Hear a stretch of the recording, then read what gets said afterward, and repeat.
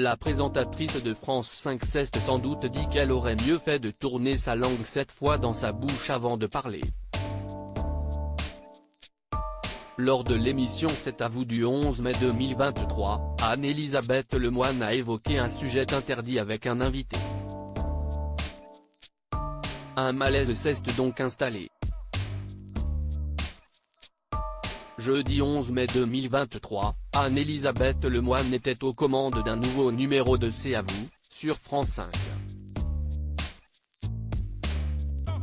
Elle a notamment reçu Christophe Ondelat, journaliste spécialiste des faits divers. Mais au cours de l'émission, une question de la présentatrice de 52 ans a provoqué un malaise en direct. Après avoir été aux commandes durant de nombreuses années de Faites entrer l'accusé, Christophe Ondelat s'est vu confier son émission Ondelat raconte, sur Europe 1. Ainsi, aux côtés de son confrère de RTL qui présente l'heure du crime, et ami Jean-Alphonse Richard, il est revenu sur plusieurs faits divers dans cet avou. Le premier a d'ailleurs quelque peu effrayé l'épouse de Philippe Coelho. Après avoir expliqué qu'il savait qu'il ne pouvait pas être un tueur en série, il a lancé, alors qu'un coup de carabine bien placé, un étranglement, un poison, peut-être on en est capable. J'y ai pensé en tout cas. Siesti ensuite le malaise qui s'est installé lors de la chronique de Sandrine Saroche. Cette dernière a notamment donné de la voix.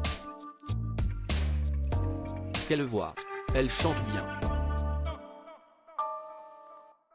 Bravo, a déclaré Christophe Ondelat une fois le show terminé. Ah oui, surtout que vous êtes. A enchaîné Anne-Elisabeth Lemoine. Elle a toutefois rapidement été interrompue par sa chroniqueuse qui a fait savoir, on ne parle plus on a dit. Non, siesti fini ça, a confirmé l'animateur. Anne-Elisabeth s'est donc vite excusée, gênée. Et elle a vite remercié Sandrine Saroche pour sa chronique, avant de lancer l'œil de pierre, afin que le malaise ne s'installe trop longtemps sur le plateau.